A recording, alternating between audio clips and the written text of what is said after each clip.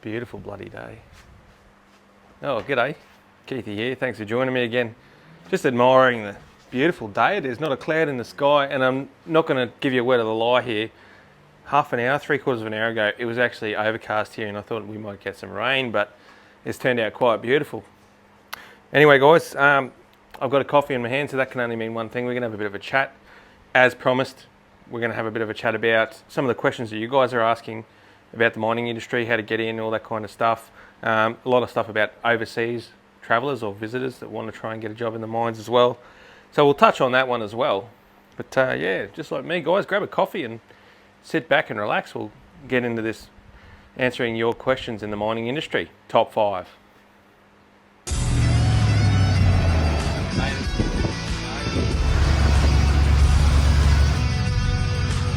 Well, we couldn't go without checking this out. Staring at the fires now. Great Keithy here. Great Keithy here. Great Keithy here.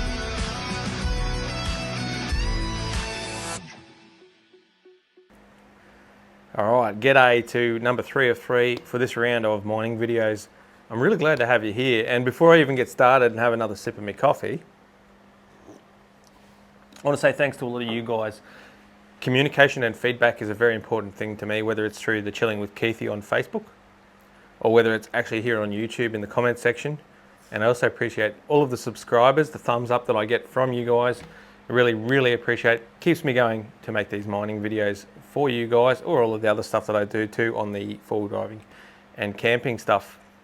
I also wanted to say congratulations to a lot of you guys who have watched these videos and actually get back to me once you've landed a job. There's a lot of people over the years that I've been doing these mining videos who have actually commented back to me or communicated through, mostly Chilling with Keithy, saying, hey, I got a job in the mines. I've had a couple on Facebook, including recently I had one about a gentleman who got into the mines and he was a little bit worried about getting back out if he didn't quite fit. So we'll talk about that later on, but I wanted to try and just mention a few names at least to say thank you individually to you guys. So we've got Riley, I hope I don't get this one wrong, Zahn, David, Mike, we've got Justin, Travis, Craig, Brody, and Tony as well, just to name a few guys. So thank you for getting back to me with all of your comments and stuff like that. When you got a job in the mines, how you felt, and I think that's a future video that we can talk about, is you guys who have landed mining jobs through information that I might have passed on to you. I do appreciate all of that feedback, but we are here for a reason, guys. Top 5 mining industry questions that I get. So we'll start them off with the big number 1. So number 1 today, I want to work in the mines in Australia, but I want to live overseas. It's a very difficult question for me to answer. Now, I've mentioned before in a few videos and in a lot of the comments in response to questions that have been asked to me on this topic, I haven't been asked, I should say I have been asked quite a number of times if it's possible to live overseas and work in the mines. Now, the answer technically is no, you cannot. Australian law prevents people from just flying into Australia to work and then buggering off and living in their homeland. You need to have, I guess, either a working visa or be a resident of Australia. That's the short version. The long version, people have said to me and commented to me that they fly overseas during their weeks off and then fly back and go do their couple of weeks of work and then rinse and repeat. A lot of people have given me feedback on that too. There's a couple of blokes, 3 actually to be precise, who have lost their jobs doing this. Why have they lost their jobs? They've gone and flown overseas on a normal week off work after doing their 2-week or 3-week roster, and what has happened is they haven't been able to get back home to go back to work when they needed to go there, and the boss is, hey boys, what's going on? You're supposed to be at work, you missed the plane. Sorry boss, we're stuck overseas. Sorry guys, that's not on your contract. You work in Australia, you live in Australia. It's okay to go on a holiday, but that's what annual leave is all about. You earn annual leave when you work in Australia, and what that entitles you to do is to actually take holidays where you can go overseas and do all of that kind of stuff. But that's stuff that you can plan. You go, okay, we've got 3 weeks off work, we're going to go on a trip over to Thailand or America or New Zealand, whatever it may be. That's planned. You have a return flight, and not only that, work know that you're going overseas. You say, boss, yeah, 3 weeks off, I'm going to go and head over to America and do the tour of the Alps or whatever it might be. And your boss will go, yeah, no worries, mate. And if you don't rock up, they understand, things happen. You might want to fly home the very day before you're due to fly back to work. Some people do that. You want to maximise your time overseas and on a holiday, because let's face it, how often do people get the chance to take a holiday? But the risk is not being able to get home. And this is where working in the mining industry and living in Australia is actually a law. You need to be a resident of Australia. And don't quote me on the visa number because I don't know too much about that, and I've said that in the past many times, but you need to be living in Australia to work in Australia. Number one question, I get that all of the time. I get it from people from all over the world, China, India, Thailand, America as well. New Zealand is a little bit of a grey area there, but there's people from everywhere that do contact me asking these questions. So the next one, how do I get a job? That is one of the biggest questions that I also get. If you do have a look at the comment section from my mining videos, you'll see a lot of people do say, I do this and I want to get a job in the mines. What should I go for? Okay, you got to start. You got to plan this kind of stuff out. You want to get in the mining industry. Well, that's a start there. You got to do some homework. Now, that's what I do as well. I'll just do homework. I mean, I know what's available 99% of the time. There's a lot of jobs that I don't know as well, that I haven't done everything. I work around people who do lots of stuff, but there are even jobs that in the mine where I work that you might find in other mines, that there are different works, different jobs. So the first thing is to do your research. Jump on Google, jump on Seek. I say that a lot, seek.com. I don't know if there's a .au even.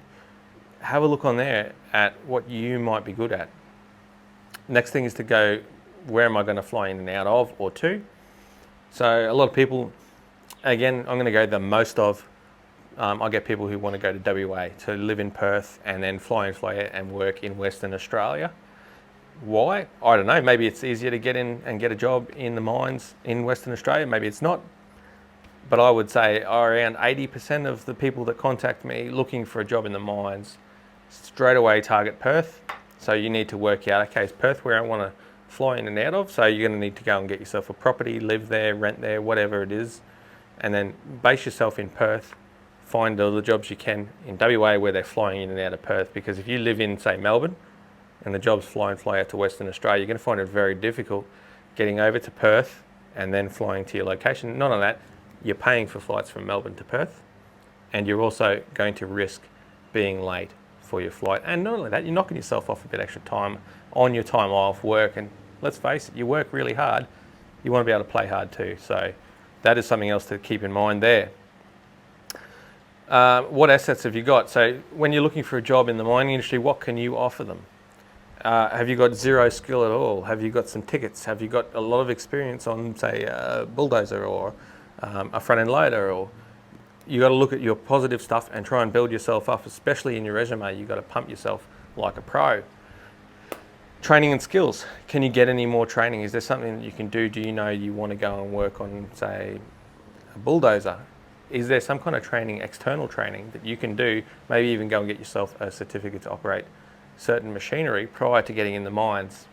This will give you an advantage when it comes to job interview time or even application time. They'll look at that and they'll go, oh yeah, Joe over here, he's already got a machinery operating experience for X amount of years on this machine. He's done all of the paperwork, it's legit. Boom, we'll give him a bit of a yarn. We'll have a chat to him for a job interview. And then we move on to stuff like reading the actual adverts on like Seek or Google. What do they want? That's the biggest answer you're going to get right there. So if you go and find a job that you think you might be good at, but you don't know if you've got the qualifications or the performance to do that kind of job, you can actually look on the job advert and they're going to say, as I drop my pen, exactly what you need to have to apply for that job. If you want to be a jump off the top of a roof job, well, have you got skill? Have you got experience with working at height? Or there's a lot of things there that you need to look into, and they will tell you, they'll give you the story right there. Must have, blah, blah, and blah. If you find it very difficult to get a job in the mines, it's because everyone is going for a job at the moment. There's so many people looking for jobs in the mines. I'm getting contacts from the mines saying, hey man, it's busy, it's crazy. So take your time, and you're going to be fighting a lot of people for a job. Remember that. So if you can upskill, if you can give yourself that little bit of a head start, you're going to get your way in there a lot easier. Another good question that I get, are there activities at the mining camp? So this isn't just walking laps of the premises. That is an option at most of them. They do make like a great walking track or running track that you can take. Is there anything else? The answer to that is yes. I mean, some of them don't. Some of the very remote ones that have just established aren't going to have the luxuries. So you need to sort of work within what you've got. But most of them have got a small tennis court, a pool, somewhere for you to swim. Some of them have even got golf driving stuff. Some of them have got football ovals or half-size football ovals. So you can have just a friendly game of football on a Friday night after work. Every mine is different. I'm not going to promise you that there's a tennis court at every mine. I'm not going to promise you that the bar has got special lights and looks like it's the bar you go to from home. But there are activities designed for the mine workers for a little bit of fitness, for activity, for fun, for relaxation to do when you're not at work. Most of the mines that I've been to have got that. I've been to a number of mines before I became full-time where I am many, many years ago, and all of those places had simple things like a tennis court or a cricket pitch and things like that to keep you busy while you're not working, give you a little bit of something to do, somewhere to wind down. So another one that I do get a lot of questions about is harassment in the workplace. I get this from men and from women. Generally speaking, the women do find it difficult with harassment due to the fact that they are women, and men like to ogle and give sexual remarks that are not appropriate. What can you do about it when these kind of things happen? Well, you are entitled to go and report things that are not right. Now, the industry has changed over the last 20 years. It's gone from being a very male-dominant industry where slurs and remarks and whatnot were often pushed aside, where physical contact had sometimes been brushed under the table, and things had happened where, you know, the boys sorted it out at work. Times are changing, and these kind of things, they just don't happen anymore, and they can't happen, and they shouldn't happen. So if you are having a problem in the mine with somebody harassing you, and when I say harass, it can extend to other things as well. We don't just need to talk about harassment. We can talk about bullying, targeting, sexual innuendos, things like that. They all really come under that harassment banner. So when I do say harassment, think of all of those other kinds of things that sort of float in that harassment banner. And this is what we're discussing here, and it's not acceptable. You don't have to put up with it. What do you do if it does happen? Talk to your boss. First and foremost, you need to go up the chain here, and I've said it before a few times. Start low and work your way up. If you don't get the right response or the response that you were looking for from your supervisor, take it up to the next step, and so on and so forth. If you have to go up to management, even legal. But start from the bottom and work your way up, because if you go straight for the lawyers, it's going to be a lot of trouble when work has to get involved with it, because the first time they've heard about something like this is via the lawyers, and they haven't had the opportunity to sort the problem out, whatever it is. So chain of command is very important. Your safety is also very important. You don't have to put up with harassment. You don't have to put up with people constantly baggering and having a go at you while you're working. If you're doing something wrong, ask for assistance. But if someone is doing something wrong, you have no right to name them, to shame them, to punish them for something that they're not sure of. If they haven't asked the question, give them a hand. You can always help someone out. Don't be a harasser, but don't be harassed either. At the end of the day, you have the right to go to work safely, happily, do your job, and then come home happily, safely, talk to your wife, kids, partner, whatever, without the fear of retribution or anything happening to you because you spoke up when someone was giving you a hard time at work. Not acceptable these days. The old days are gone. Okay, last one, lucky number 5 here. Fatigue and sleep debt. I did touch on it in that last video up there. If you have a look at that one, we were talking a lot about sleep patterns and things that are very difficult to do in the workplace. Now, there's a long video, and I do apologise for that, but there's a lot of information to take, so go and check that out if you want. But it is a question that I get a lot. A lot of people have difficulty trying to sort of change their sleep patterns getting into the mining industry. It can be difficult because you're going from, say, a job where you had to work 9 to 5, very easy, get up at 6, 6:30, 7 o'clock, get up at 8 if you want. get dressed and go to work. Like, there's nothing crazy about that. The sun is still up when you're coming home from work too, so that's not a bad thing. But when you get into the mines and you're doing those 12-hour shifts, or 12 and a half, I do, and where you're leaving for work at 4:30 in the morning, the sun is not up. You go in, do your meetings, get into it, do what you got to do, and then as you're coming home, the sun's going down at 6:30 at night. That's a big day, and you've got to learn to adapt to that. The difference between the shorter working hours and the longer ones, obviously, is fatigue as well. So you need to manage that while you're at work. You need to make sure you're just having a good lunch, getting good sleep when you're at home, not staying up too late and doing silly stuff with the boys, as I mentioned in that previous video. Just generally looking after yourself, and for some people it can be very difficult to adapt to that kind of lifestyle. Like I said a little bit earlier, the mining lifestyle is not for everyone. I've had people comment back and say they got a job in the mines but they regret doing it. I mean, I think that was Riley there who mentioned that one. If you go and look through the chats in my previous videos, you'll see that there's a bit of a conversation starter there.